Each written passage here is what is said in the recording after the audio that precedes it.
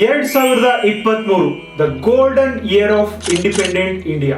ಮಹಿಳೆಯರಿಗೆ ದೇಶದ ಪಾರ್ಲಿಮೆಂಟ್ ಮತ್ತು ರಾಜ್ಯಗಳ ವಿಧಾನಸಭೆಯಲ್ಲಿ 33% ಮೀಸಲಾತಿಯನ್ನ ನೀಡುವ ನಾರಿ ಶಕ್ತಿ ವಂದನ್ ಅಧಿನಿಯಂ ಮಸೂದೆ 2023 ಲೋಕಸಭೆ ಮತ್ತು ರಾಜ್ಯಸಭೆಯಲ್ಲಿ ಪೂರ್ಣ ಬಹುಮತದ ಅನುಮತಿ ದೊರೆತಿದೆ. ರಾಷ್ಟ್ರಪತಿಯವರ ಸೈನ್ ಆದ ಮೇಲೆ ಇದು ಕಾಯ್ದೆ ಕೂಡ ಆಗಲಿದೆ. ಫ್ರೆಂಡ್ಸ್, 2023ರಲ್ಲಿ ಭಾರತ ಕ್ರಿಕೆಟ್ ತಂಡದ ಮಹಿಳಾ ಆಟಗಾರ್ತಿಯರಿಗೂ ಕೂಡ ಪುರುಷ ಆಟಗಾರರಷ್ಟೇ ಸ್ಯಾಲರಿಯನ್ನ ಕೊಡುವುದರ ಮೂಲಕ ದೇಶದಲ್ಲಿ ಮತ್ತಷ್ಟು ಈಕ್ವಾಲಿಟಿಯನ್ನ ತರಲಾಗಿದೆ. ಭಾರತದಲ್ಲಿ ತಲಾಕ್ ಅಂತ ವ್ಯವಸ್ಥೆಯನ್ನ ಬ್ಯಾನ್ ಮಾಡುವುದರ ಮೂಲಕ ಮೈನಾರಿಟಿ ಮಹಿಳೆಯರ ಹಕ್ಕುಗಳನ್ನ ರಕ್ಷಿಸಲಾಗಿದೆ. ಭಾರತದ ಬೆನ್ನೆಲುಬಾದ ಕೃಷಿ ಕ್ಷೇತ್ರದಲ್ಲಿ ದೇಶದ 62% ಮಹಿಳೆಯರು ಭಾಗಿಯಾಗಿದ್ದಾರೆ. ಭಾರತ 2023ರ ಗ್ಲೋಬಲ್ ಜೆಂಡರ್ ಗ್ಯಾಪ್ ರಿಪೋರ್ಟ್ ನಲ್ಲಿ ಟೋಟಲ್ 146 ದೇಶಗಳಲ್ಲಿ 127ನೇ ರ್ಯಾಂಕ್ ಪಡೆದಿದೆ. ರಾಜ್ಯ ಮತ್ತು ರಾಷ್ಟ್ರ ಮಟ್ಟದ ನೀತಿ ನಿರೂಪಣೆಯಲ್ಲಿ ಮಹಿಳೆಯರ ಸಹಭಾಗಿತ್ವ ಹೆಚ್ಚಾಗಲಿದೆ ಮತ್ತು 2047ರ ಹೊತ್ತಿಗೆ ಭಾರತವನ್ನ ವಿಕಸಿತ ಭಾರತವನ್ನಾಗಿ ಮಾಡುವ ಮೋದಿಜಿ ಅವರ ಕನಸನ್ನ ಸಹಕಾರ ಮಾಡಲಿಕ್ಕೂ ಕೂಡ ಈ ಮಸೂದೆ ಸಹಕಾರಿಯಾಗಲಿದೆ. ಫ್ರೆಂಡ್ಸ್, ಹೊಸ ಭಾರತಕ್ಕೆ ಬೇಕಾಗಿರುವಂತ ಹೊಸ ಪಾರ್ಲಿಮೆಂಟ್ ನ ಬಿಲ್ಡಿಂಗ್ ಇನಾಗ್ರೇಷನ್ ದಿನಾನೇ ದೇಶದ ಮಹಿಳೆಯರಿಗೆ ಭಾರತದ ಪ್ರಧಾನಿಯವರು ಈ ಕೊಡುಗೆಯನ್ನ ನೀಡಿದ್ದಾರೆ. ಬನ್ನಿ ಹೊಸ ಪಾರ್ಲಿಮೆಂಟ್ ನ ಬಿಲ್ಡಿಂಗ್ ನ ಒಂದು ವಿಡಿಯೋನ ನೋಡೋಣ. नए भारत के हर नागरिक की आकांक्षाओं और उज्जवल भविष्य को समर्पित संसद के नए भवन का नया विराट लोकसभा कक्ष, जो राष्ट्रीय पक्षी मोर से प्रेरित है.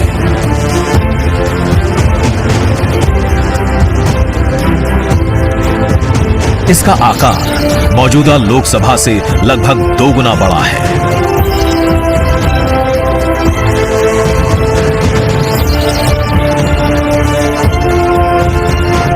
नया राज्यसभा कक्ष राष्ट्रीय पुष्प कमल से प्रेरित है.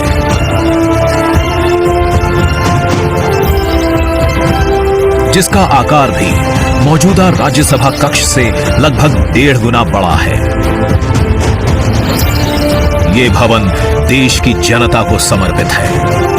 2014ರಿಂದನೂ ಬಿಜೆಪಿ ಪಕ್ಷದ ಚುನಾವಣಾ ಪ್ರಣಾಳಿಕೆಯಲ್ಲಿ ಮಹಿಳೆಯರಿಗೆ ದೇಶದ ಲೋಕಸಭೆ ಮತ್ತು ರಾಜ್ಯಗಳ ವಿಧಾನಸಭೆಯಲ್ಲಿ 33% ರಿಸರ್ವೇಶನ್ ಕೊಡಬೇಕು ಅನ್ನುವ ಅಂಶ ಇತ್ತು. ಫೈನಲಿ ಬಿಜೆಪಿ ಪಕ್ಷ ಹಿಸ್ಟಾರಿಕ್ ಡಿಸಿಷನ್ ಒಂದನ್ನ ತೆಗೆದುಕೊಳ್ಳುವುದರ ಮೂಲಕ ದೇಶದ ಅರ್ಧದಷ್ಟು ಜನಸಂಖ್ಯೆಯನ್ನು ಹೊಂದಿರುವ ಮಹಿಳೆಯರಿಗೆ ಹೊಸ ಉತ್ಸಾಹ ಮತ್ತು ಹುಮ್ಮಸ್ಸನ್ನ ತರುವಲ್ಲಿ ಕೇಂದ್ರ ಸರ್ಕಾರ ಯಶಸ್ವಿ ಆಗಿದೆ.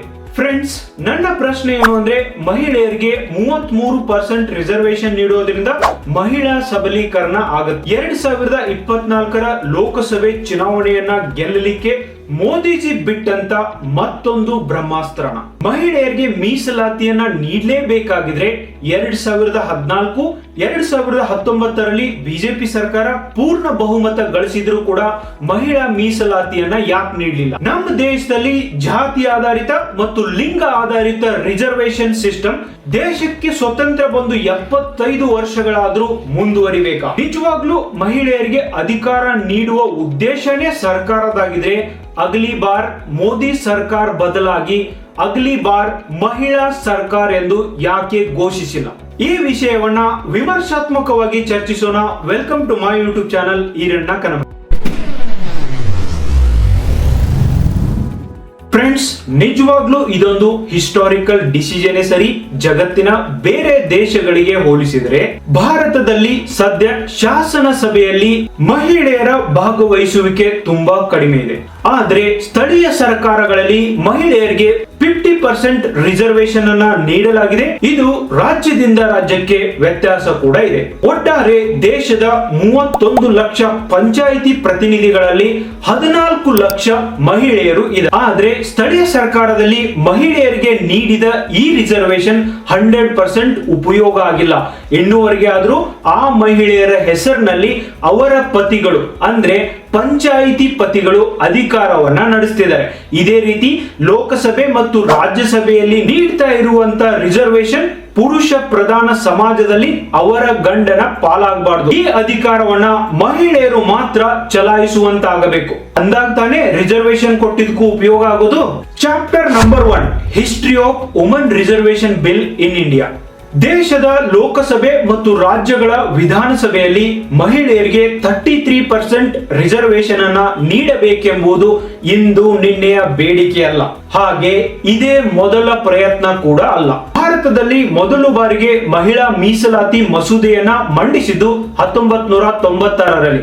ಅಂದಿನ ದೇವೇಗೌಡ ಅವರ ಸರ್ಕಾರ ಅಧಿಕಾರ ಕಳೆದುಕೊಂಡಿದ್ದರಿಂದ ಈ ಬಿಲ್ ಪಾಸ್ ಆಗಲಿಲ್ಲ. ನಂತರ ಅಟಲ್ ಬಿಹಾರಿ ವಾಜಪೇಯಿ ಅವರ ಎನ್ಡಿಎ ಸರ್ಕಾರ 1998ರಲ್ಲಿ, 1999ರಲ್ಲಿ, ಅಷ್ಟೇ ಅಲ್ಲ 2003 ಮತ್ತು 2004ರಲ್ಲೂ ಕೂಡ ಮಹಿಳಾ ಮೀಸಲಾತಿ ಮಸೂದೆಯನ್ನ ಮಂಡಿಸಿ. ಆದ್ರೆ ಅಂದು ಎನ್ಡಿಎ ಸರ್ಕಾರಕ್ಕೆ ರಾಜಕೀಯ ಪಕ್ಷಗಳ ಒಮ್ಮತ ದೊರೆಯಲಿಲ್ಲ. ಆದ್ದರಿಂದ ಈ ಬಿಲ್ ಪಾಸ್ ಆಗಲಿಲ್ಲ. 2008 ಮತ್ತು 2009ರಲ್ಲಿ ಇಂಥದ್ದೇ ಪ್ರಯತ್ನಗಳು ನಡೆದು ಆದ್ರೆ ರಾಜಕೀಯ ಪಕ್ಷಗಳ ಸಪೋರ್ಟ್ ಈ ಬಿಲ್ಗೆ ಸಿಗಲಿಲ್ಲ. ಭಾರತದಲ್ಲಿ 21ನೇ ಶತಮಾನಕ್ಕೆ ಬೇಕಾದಂತ ಹೊಸ ಪಾರ್ಲಿಮೆಂಟ್ ನ ಬಿಲ್ಡಿಂಗ್ ನಲ್ಲಿ ಮೊದಲು ಪಾಸ್ ಮಾಡಿದಂತ ಬಿಲ್ ಕೂಡ ಮಹಿಳಾ ರಿಸರ್ವೇಶನ್ ಬಿಲ್ ಆಗಿದೆ. ಹೊಸ ಭಾರತಕ್ಕೆ ಇಂಥದ್ದೊಂದು ಹೊಸ ಪಾರ್ಲಿಮೆಂಟ್ ನ ಬಿಲ್ಡಿಂಗ್ ಬೇಕಾಗಿತ್ತು.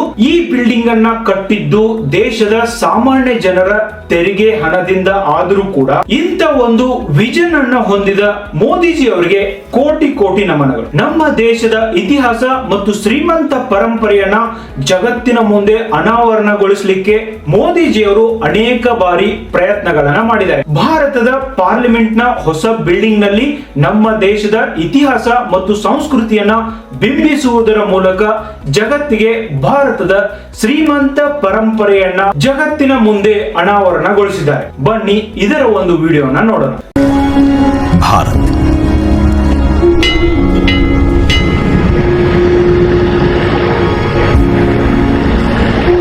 विविधता का दर्पण,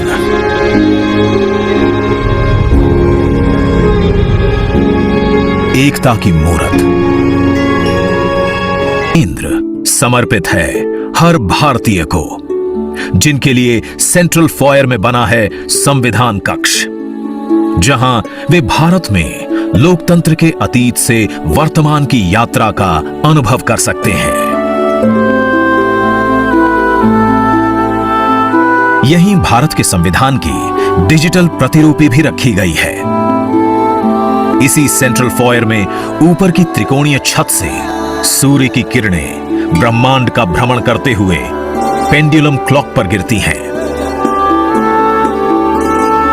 ये किरणें बरगद के पेड़ को नहलाती हैं और सदस्यों के लिए निर्मित कक्ष, पुस्तकालय, भोजन कक्ष में फैल जाती हैं। आत्मनिर्भर भारत के प्रतीक इस भवन के निर्माण में भारत के हर भाग ने अपनी भागीदारी निभाई है। कहीं महाराष्ट्र की सागौन की लकड़ी सजी है, उन्हीं से दोनों सदन में अशोक चक्र भी बना है। कहीं राजस्थान का शानदार स्टोन वर्क, कहीं उत्तर प्रदेश की कालीन बिछी है, कहीं त्रिपुरा की बैम्बू वुड फ्लोरिंग, वहीं सफेद मार्बल गुजरात से आया है। एक भारत श्रेष्ठ भारत की भावना से प्रेरित सभी वर्गों, प्रांतों ने मिलकर बनाया है ये भवन। ये भवन इको फ्रेंडली होने के साथ साथ भूकंप रोधक भी है। 1700 से अधिक दरवाजे खिड़कियां हैं, 3.5 किलोमीटर लंबे बिल्डिंग कॉरिडोर्स हैं। ये भवन विकास और विरासत का अद्भुत संगम है। एक तरफ यहां सुरक्षा और सुविधा के लिए स्मार्ट फीचर्स और स्मार्ट एक्सेस की व्यवस्था है, वहीं भारत की प्राचीन कलाओं का अद्भुत एकीकरण भी है। ಫ್ರೆಂಡ್ಸ್, ಮೋದಿಜಿಯವರು ನಮ್ಮ ದೇಶವನ್ನ ಪ್ರೀತಿಸುವಷ್ಟು, ನಮ್ಮತನವನ್ನ ಜಗತ್ತಿಗೆ ಆತ್ಮವಿಶ್ವಾಸದಿಂದ ಹೇಳುವಷ್ಟು, ನಮ್ಮ ದೇಶದ ಸಂಸ್ಕೃತಿ ಮತ್ತು ಶ್ರೀಮಂತ ಪರಂಪರೆಯ ಬಗ್ಗೆ ಪ್ರತಿಯೊಬ್ಬ ಭಾರತೀಯನು ಕೂಡ ಅಭಿಮಾನ ಹೊಂದಿರಬೇಕು. ಆಗ್ತಾನೆ 2047 ಹೊತ್ತಿಗೆ ಭಾರತವನ್ನ ವಿಕಸಿತ ದೇಶವನ್ನಾಗಿ ಮಾಡ್ಲಿಕ್ಕೆ ಸಾಧ್ಯ ಆಗುವುದು. ಚಾಪ್ಟರ್ ನಂಬರ್ 2 ನಾರಿ ಶಕ್ತಿ ವಂದನ್ ಅಧಿನಿಯಂ ಮಸೂದೆಯಲ್ಲಿನ ಮುಖ್ಯ ಅಂಶಗಳು. ಮೊದಲನೆಯದಾಗಿ ಸಂವಿಧಾನದ 121ನೇ ತಿದ್ದುಪಡಿ ಮಸೂದೆ 2023 ಜಾರಿಗೆ ಬಂದರೆ ಲೋಕಸಭೆಯಲ್ಲಿ ಮಹಿಳೆಯರಿಗೆ 33% ರಿಸರ್ವೇಶನ್ ದೊರೆಯಲಿದೆ. ಇದರ ಮೂಲಕ ಈಗಿರುವ ಮಹಿಳಾ ಸಂಸದರ ಸಂಖ್ಯೆ 78ರಿಂದ 181ಕ್ಕೆ ಏರಲಿ. ಸ್ವತಂತ್ರ ಭಾರತದ 75 ವರ್ಷಗಳ ಇತಿಹಾಸದಲ್ಲಿ 17ನೆಯ ಲೋಕಸಭೆಯಲ್ಲಿ 14% ಮಹಿಳಾ ಸಂಸದರು ಇದ್ದಾರೆ. ಸ್ವತಂತ್ರ ಭಾರತದ ಇತಿಹಾಸದಲ್ಲಿ ಇದೇ ಹೈಯೆಸ್ಟ್ ಮಹಿಳಾ ಪಾರ್ಟಿಸಿಪೇಷನ್ ಆಗಿದೆ. ಎರಡನೇದಾಗಿ ಲೋಕಸಭೆ ಮತ್ತು ರಾಜ್ಯಸಭೆಗಳು ಪೂರ್ಣ ಬಹುಮತದಿಂದ ಈ ಮಸೂದೆಯನ್ನ ಅಂಗೀಕರಿಸಿವೆ. ಈಗ 50% ರಾಜ್ಯಗಳು ಕೂಡ ಇದಕ್ಕೆ ಒಪ್ಪಿಗೆ ನೀಡಬೇಕು. ಇದಾದ ನಂತರ ರಾಷ್ಟ್ರಪತಿಗಳು ಈ ಬಿಲ್ಗೆ ಸೈನ್ ಮಾಡಿದ್ರೆ ಇದು ಆಕ್ಟ್ ಆಗುತ್ತೆ. ಮೂರನೇದಾಗಿ 2023ರಲ್ಲಿ ಈ ಬಿಲ್ ಅನ್ನ ಪಾಸ್ ಮಾಡಿರಬಹುದು.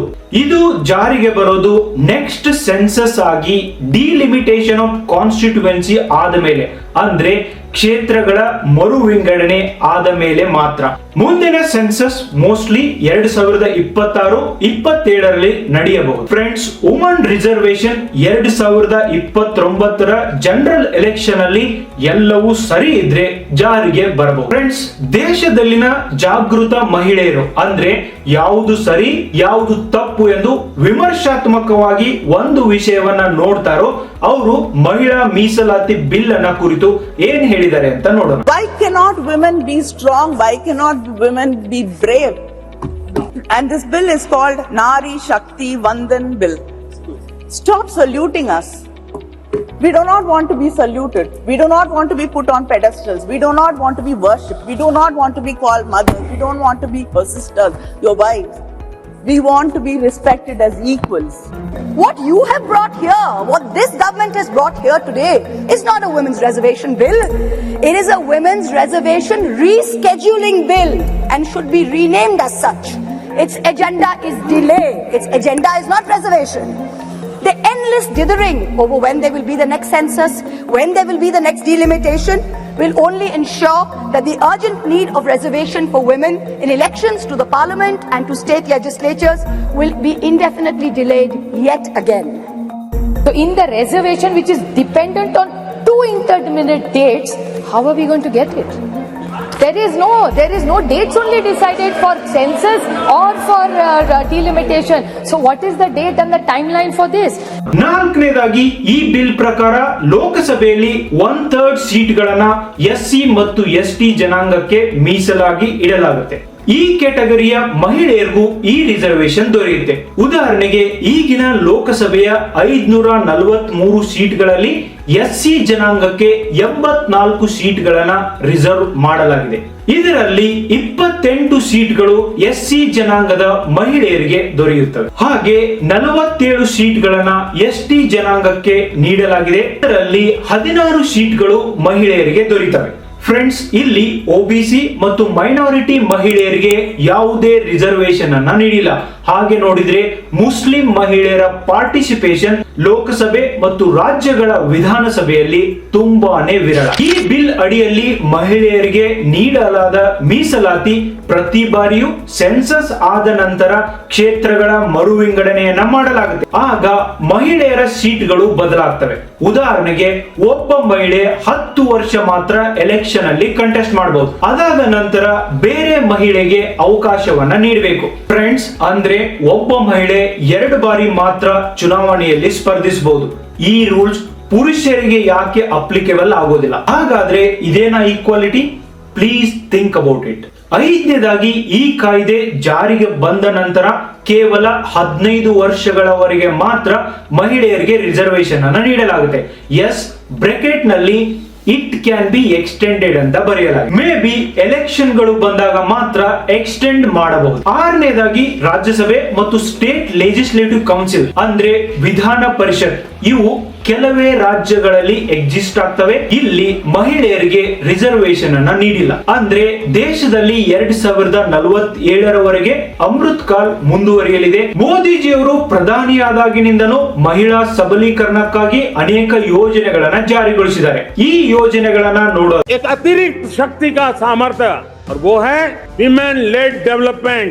दुनिया में नागरिक उड्डयन में अगर किसी एक देश में सबसे ज्यादा विमेन पायलट हैं तो मेरे देश में. प्रधानमंत्री उज्ज्वला योजना के अंतर्गत लगभग 6 करोड़ 51 लाख मुफ्त घरेलू गैस कनेक्शन वितरित किए जा चुके हैं.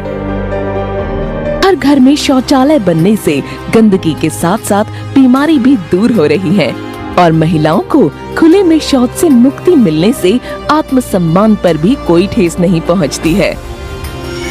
स्वच्छ भारत अभियान के अंतर्गत देश के 98.89% घरों में शौचालयों का निर्माण पूरा हो चुका है. बेटी बचाओ बेटी पढ़ाओ कहने को तो ये 4 शब्द हैं, लेकिन मोदी सरकार के इस अभियान ने बेटियों के प्रति समाज की सोच बदल दी है. खाते खुलने से गरीब से गरीब महिलाओं तक विकास का लाभ सीधा उनके खाते में पहुंच रहा है. प्रधानमंत्री जन धन योजना के अंतर्गत अब तक लगभग 34 करोड़ 26 लाख बैंक खाते खोले गए, जिनमें 53% महिलाओं के हैं. मुद्रा योजना का लाभ सबसे अधिक अगर किसी को मिला है तो वो महिलाओं को मिला है, जो उन्हें सफल उद्यमी बनाने में सहायक सिद्ध हो रहा है. मुद्रा योजना में लगभग 15 करोड़ 83 लाख लोगों का ऋण स्वीकृत हुआ है, जिसमें 75% लाभार्थी महिलाएं हैं. प्रधानमंत्री मातृत्व वंदना योजना में गर्भवती और स्तनपान कराने वाली महिलाओं के स्वास्थ्य की देखभाल के लिए 3 किस्तों में 5,000 रुपये नकद सीधे उनके बैंक खाते में दिए जा रहे हैं. इस योजना के अंतर्गत लगभग 61 लाख से अधिक महिला लाभार्थी पंजीकृत हुई हैं, जिन्हें 1,600 करोड़ रुपए से अधिक की धनराशि वितरित की जा चुकी है. मिशन इंद्रधनुष के अंतर्गत गर्भवती महिलाओं और बच्चों का टीकाकरण किया जा रहा है. अब तक लगभग 3 करोड़ 40 लाख नवजात शिशुओं और 90 लाख गर्भवती महिलाओं का टीकाकरण किया जा चुका है. प्रधानमंत्री सुकन्या समृद्धि योजना आज बेटियों के बेहतरीन भविष्य के लिए सर्वोत्तम निवेश योजना है, जिससे उन्हें उच्च शिक्षा प्राप्त करने में मदद मिलेगी. इस योजना में लगभग 1 करोड़ 30 लाख से अधिक खाते खोले जा चुके हैं. खेलों में भी आज बेटियां भारत का नाम रोशन कर रही हैं. ಚಾಪ್ಟರ್ ನಂಬರ್ 3 ಭಾರತದಲ್ಲಿ ಪ್ರಸ್ತುತ ಮಹಿಳೆಯರ ಸ್ಥಿತಿಗತಿ. ಭಾರತದ ಇತಿಹಾಸವನ್ನ ತೆಗೆದು ನೋಡಿದಾಗ ವೇದಗಳ ಕಾಲದಿಂದ ಇಲ್ಲಿವರೆಗೂ ಮಹಿಳೆಯರಿಗೆ ಉತ್ತಮ ಸ್ಥಾನಮಾನಗಳನ್ನು ನೀಡಲಾಗಿದೆ. ಸ್ವತಂತ್ರ ಭಾರತದಲ್ಲಿ ಪುರುಷರಿಗೆ ಯಾವಾಗ ಮತ ಚಲಾಯಿಸುವ ಹಕ್ಕನ್ನು ನೀಡಲಾಯಿತೋ ಅವಾಗಲೇ ಮಹಿಳೆಯರಿಗೂ ಕೂಡ ಮತ ಚಲಾವಣೆಯ ಹಕ್ಕನ್ನು ನೀಡಲಾಯಿತು. ಇಂದು ಭಾರತದ ಮಹಿಳೆಯರು ಎಲ್ಲ ರಂಗದಲ್ಲೂ ತಮ್ಮದೇ ಆದಂತ ಛಾಪನ್ನ ಮೂಡಿಸಿದ್ದಾರೆ. ದೇಶದ ಒಟ್ಟು 21 ಲಕ್ಷ ಪೊಲೀಸ್ ಬಲದಲ್ಲಿ 11% ಮಹಿಳೆಯರು ಇದ್ದಾರೆ. ಭಾರತೀಯ ವಾಯುಸೇನೆಯಲ್ಲಿ 2023ರ ವೇಳೆಗೆ ಮಹಿಳಾ ಅಧಿಕಾರಿಗಳ ಸಂಖ್ಯೆ 6,993 ಹಾಗೂ ನೌಕಾಪಡೆಯಲ್ಲಿ 748 ಮಹಿಳೆಯರು ಇದ್ದಾರೆ. ಭಾರತೀಯ ವಾಯುಸೇನೆಯಲ್ಲಿ 1636 ಮಹಿಳಾ ಅಧಿಕಾರಿಗಳು ಇದ್ದಾರೆ. ಫ್ರೆಂಡ್ಸ್, ಭಾರತ ದೇಶದ ತಂತ್ರಜ್ಞಾನ ಉದ್ಯಮದಲ್ಲಿ 34% ಮಹಿಳೆಯರು ಇರುವುದು ಗಮನಾರ್ಹ. ದೇಶದ ವಿಜ್ಞಾನ ಕ್ಷೇತ್ರದಲ್ಲೂ ಕೂಡ ಇಂದು ಅನೇಕ ಮಹಿಳೆಯರು ಸಾಧನೆಯನ್ನ ಮಾಡಿದ್ದಾರೆ. ಉದಾಹರಣೆಗೆ ಇತ್ತೀಚೆಗೆ ಭಾರತ ಚಂದ್ರಯಾನ್ 3 ಸಕ್ಸಸ್ ನ ಹಿಂದೆ ಕೂಡ ಇಸ್ರೋ ಸಂಸ್ಥೆಯಲ್ಲಿನ ಮಹಿಳಾ ಅಧಿಕಾರಿಗಳು ಇದ್ದಾರೆ. ದೇಶದ ಸರ್ವೋಚ್ಚ ನ್ಯಾಯಾಲಯದ ಸ್ಯಾಂಕ್ಷನ್ ಸ್ಟ್ರೆಂತ್ 34 ಜಡ್ಜ್ಗಳಲ್ಲಿ 3 ಜನ ಮಹಿಳಾ ಜಡ್ಜಸ್ ಗಳು ಇದ್ದಾರೆ. ಹೀಗೆ ಭಾರತದ ಮಹಿಳೆಯರು ಕೃಷಿ ಕ್ಷೇತ್ರದಿಂದ ಹಿಡಿದು ದೇಶದ ಪ್ರಧಾನಿ ಹುದ್ದೆಗೂ ಕೂಡ ಏರಿದ್ದಾರೆ. ಇಂದಿರಾ ಗಾಂಧಿ ಅವರು ದೇಶದ ಮೊದಲ ಮಹಿಳಾ ಪ್ರಧಾನಿ ಆಗಿದ್ದಾರೆ. ಇಂದಿನ ಭಾರತ ದೇಶದ ಮಹಿಳಾ ರಾಷ್ಟ್ರಪತಿ ದ್ರೌಪದಿ ಮುರ್ಮು ಅವರು ಕೂಡ ಮಹಿಳಾ ಸಬಲೀಕರಣಕ್ಕೆ ಉದಾಹರಣೆ ಆಗಿದೆ. ಹಾಗೆ ರಾಜ್ಯಗಳ ವಿಧಾನಸಭೆಯಲ್ಲಿ ಮಹಿಳಾ ಪ್ರಾತಿನಿಧ್ಯವನ್ನ ನೋಡೋದಾದ್ರೆ ತ್ರಿಪುರಾದ ವಿಧಾನಸಭೆ ಕ್ಷೇತ್ರದಲ್ಲಿ 15% ಮಹಿಳೆಯರ ಪಾಲ್ಗೊಳ್ಳುವಿಕೆ ಇದೆ. ಇದರ ಮೂಲಕ ತ್ರಿಪುರಾ ವಿಧಾನಸಭೆ ದೇಶದಲ್ಲಿ ಅತಿ ಹೆಚ್ಚು ಮಹಿಳಾ ಪ್ರತಿನಿಧಿಗಳನ್ನ ಹೊಂದಿದೆ. ಛತ್ತೀಸ್ಗಢದಲ್ಲಿ 14% ಮಹಿಳಾ ಶಾಸಕರು ಇದ್ದಾರೆ. ದೇಶದ ಏಕೈಕ ಮಹಿಳಾ ಮುಖ್ಯಮಂತ್ರಿ ಇರುವ ರಾಜ್ಯ ಪಶ್ಚಿಮ ಬಂಗಾಳದಲ್ಲಿ 13.6% ಮಹಿಳೆಯರ ಭಾಗವಹಿಸುವಿಕೆ ಇದೆ. ಫ್ರೆಂಡ್ಸ್, ಬಿಜೆಪಿ ಸರ್ಕಾರ ಇಂದು 75% ರಾಜ್ಯಗಳಲ್ಲಿ ಅಧಿಕಾರದಲ್ಲಿದ್ರು ಯಾಕೆ ಮಹಿಳಾ ಮುಖ್ಯಮಂತ್ರಿಗಳನ್ನ ಅಪಾಯಿಂಟ್ ಮಾಡಿಲ್ಲ? ಮಹಿಳಾ ಸಬಲೀಕರಣಕ್ಕಾಗಿ ಇಷ್ಟೆಲ್ಲ ಮಾಡ್ತಾ ಇರುವಂತ ಕೇಂದ್ರ ಸರ್ಕಾರ ಮುಂಬರುವ ದಿನಗಳಲ್ಲಿ ಮಹಿಳಾ ಮುಖ್ಯಮಂತ್ರಿಗಳನ್ನು ಕೂಡ ಘೋಷಣೆ ಮಾಡಬೇಕು. ನಮ್ಮ ಕರ್ನಾಟಕದಲ್ಲಿ 4.5% ಮಹಿಳೆಯರ ಭಾಗವಹಿಸುವಿಕೆ ಇದೆ. ಫ್ರೆಂಡ್ಸ್, ಕರ್ನಾಟಕದಲ್ಲಿ ಗ್ಯಾರಂಟಿ ಯೋಜನೆಗಳ ಭರವಸೆಗಳನ್ನ ನೀಡಿ ಕಾಂಗ್ರೆಸ್ ಪಕ್ಷ ಮಹಿಳೆಯರನ್ನ ಆಕರ್ಷಿಸಿದ್ದು ಸುಳ್ಳಲ್ಲ. ಹಾಗಂತ ಈ ಪ್ಲಾನ್ ಎಲ್ಲಾ ಕಡೆ ಸಕ್ಸಸ್ ಆಗೋದಿಲ್ಲ. ಇದಕ್ಕೊಂದು ಉದಾಹರಣೆ ಏನು ಅಂದ್ರೆ, ಕಳೆದ ಉತ್ತರ ಪ್ರದೇಶದ ವಿಧಾನಸಭಾ ಚುನಾವಣೆಯಲ್ಲಿ ಕಾಂಗ್ರೆಸ್ ಪಕ್ಷ 40% ಸೀಟ್ಗಳನ್ನ ಮಹಿಳೆಯರಿಗೆ ನೀಡಿತ್ತು. ಆದ್ರೆ ಇಲ್ಲಿ ಕಾಂಗ್ರೆಸ್ ಪಕ್ಷ ಮತ್ತು ಪ್ರಿಯಾಂಕಾ ಗಾಂಧಿ ಅವರ ಪ್ಲಾನ್ ವರ್ಕ್ ಆಗಿಲ್ಲ. ಫ್ರೆಂಡ್ಸ್, ಜಗತ್ತಿನ ಕೆಲವು ದೇಶಗಳ ಪಾರ್ಲಿಮೆಂಟ್ ನಲ್ಲಿ ಮಹಿಳೆಯರ ಪಾಲ್ಗೊಳ್ಳುವಿಕೆಯನ್ನ ನೋಡೋಣ. ಸ್ವೀಡನ್ ನಲ್ಲಿ 46.4% ಮಹಿಳೆಯರಿದ್ರೆ, ನಾರ್ವೆದಲ್ಲಿ 46% ಇದ್ದಾರೆ. ಚೈನಾದಲ್ಲಿ 26% ಮಹಿಳೆಯರು ಇದ್ದಾರೆ. ಜರ್ಮನಿಯಲ್ಲಿ 35% ಮಹಿಳೆಯರಿದ್ರೆ, ಅಮೆರಿಕದಲ್ಲಿ 28% ಮಹಿಳೆಯರು ಇದ್ದಾರೆ. ಯುಕೆ ನಲ್ಲಿ 34.5% ಮಹಿಳೆಯರಿದ್ರೆ, ಸೌತ್ ಆಫ್ರಿಕಾದಲ್ಲಿ 45.5% ಮಹಿಳೆಯರ ಪಾಲ್ಗೊಳ್ಳುವಿಕೆ ಪಾರ್ಲಿಮೆಂಟ್ ನಲ್ಲಿ ಇದೆ. ಭಾರತದಲ್ಲಿ 1990ರ ದಶಕದಲ್ಲಿ ಕೇವಲ 5% ಮಹಿಳಾ ಸಂಸದರು ಇದ್ರು. ಆದ್ರೆ ಪ್ರೆಸೆಂಟ್ ಲೋಕಸಭೆಯಲ್ಲಿ ಮಹಿಳಾ ಸಂಸದರ ಸಂಖ್ಯೆ 15%ಗೆ ಏರಿಕೆ ಆಗಿದೆ. ಇದು ಮಹಿಳಾ ಸಬಲೀಕರಣದ ನಿಟ್ಟಿನಲ್ಲಿ ಉತ್ತಮ ಬೆಳವಣಿಗೆ. Chapter number 4, critical analysis. ಮೊದಲನೇದಾಗಿ ಭಾರತದಲ್ಲಿನ ವಿರೋಧ ಪಕ್ಷಗಳು ಹೇಳ್ತಿವೆ 2024ನೇ ಸಾಲಿನ ಲೋಕಸಭೆ ಚುನಾವಣೆಯನ್ನ ಗೆಲ್ಲಲಿಕ್ಕೆ ಮೋದಿಜಿ ಅವರು ಉಪಯೋಗಿಸ್ತಾ ಇರುವಂತ ಮತ್ತೊಂದು ತಂತ್ರ ಎಂದು ಹೇಳಿವೆ. ಫ್ರೆಂಡ್ಸ್, ರಾಜಕೀಯ ಪಕ್ಷಗಳಿಗೆ ವೋಟ್ ಮತ್ತು ಸೀಟ್ ಇಂಪಾರ್ಟೆಂಟ್ ಹೊರತು ಯಾವ ಜೆಂಡರ್ ಅನ್ನೋದು ನಿಜವಾಗ್ಲೂ ಇಂಪಾರ್ಟೆಂಟ್ ಅಲ್ಲ. ಭಾರತದಲ್ಲಿನ ರಾಜಕೀಯ ಪಕ್ಷಗಳು ಅಧಿಕಾರಕ್ಕೇರಲು ರಿಸರ್ವೇಶನ್ ಅನ್ನ ಒಂದು ಪವರ್ಫುಲ್ ವೆಪನ್ ಆಗಿ ಬಳಸ್ತಿದ್ದಾರೆ. ಎರಡನೇದಾಗಿ ಭಾರತದಲ್ಲಿನ ಓಲ್ಡ್ ಪಾರ್ಲಿಮೆಂಟ್ ಬಿಲ್ಡಿಂಗ್ ಗೆ ಮ್ಯೂಸಿಯಂ ಆಫ್ ಡೆಮೋಕ್ರಸಿ ಎಂದು ಹೊಸ ಹೆಸರನ್ನ ಇಡಲಾಗಿದೆ. ಹಾಗಂದ್ರೆ ಹೊಸ ಪಾರ್ಲಿಮೆಂಟ್ ಬಿಲ್ಡಿಂಗ್ ಅಲ್ಲಿ ಡೆಮೋಕ್ರಸಿ ಇರುವುದಿಲ್ವಾ?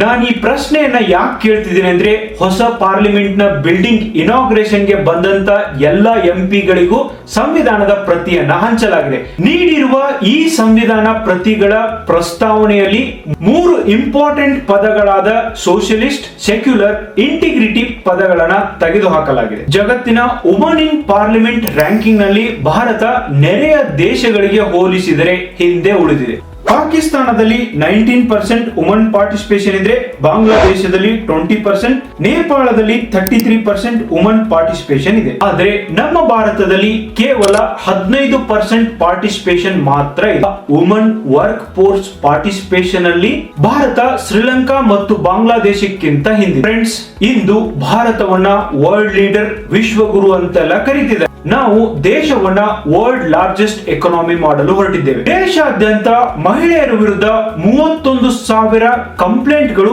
ರಿಜಿಸ್ಟರ್ ಆಗಿವೆ. ಬಿಲ್ಕಿಶ್ ಬಾನು ಎಂಬ ಮಹಿಳೆಯನ್ನ ರೇಪ್ ಮಾಡಿದ ಅಪರಾಧಿಗಳನ್ನ ಅವಧಿ ಪೂರ್ಣವೇ ಬಿಡುಗಡೆ ಮಾಡಿದೆ. ಇತ್ತೀಚೆಗೆ ದೇಶದ ಮಹಿಳಾ ಕುಸ್ತಿಪಟುಗಳು ಬ್ರಿಜ್ ಭೂಷಣ್ ವಿರುದ್ಧ ಆಕ್ಷನ್ ತೆಗೆದುಕೊಳ್ಳಬೇಕೆಂದು ರೋಡ್ ಮೇಲೆ ಬಿದ್ದು ಹೊರಳಾಡಿದ್ರು. ಬಿಜೆಪಿ ಪಕ್ಷದ ಈ ಸಂಸದನ ವಿರುದ್ಧ ಯಾವುದೇ ಆಕ್ಷನ್ ಅನ್ನ ತಗೊಂಡಿಲ್ಲ. ಫ್ರೆಂಡ್ಸ್, ಫೈನಲಿ ಕೇಂದ್ರ ಸರ್ಕಾರ ಮಹಿಳೆಯರಿಗೆ ಲೋಕಸಭೆ ಮತ್ತು ವಿಧಾನಸಭೆಗಳಲ್ಲಿ 33% ರಿಸರ್ವೇಶನ್ ಅನ್ನ ನೀಡಲಿಕ್ಕೆ ಮುಂದಾಗಿದೆ.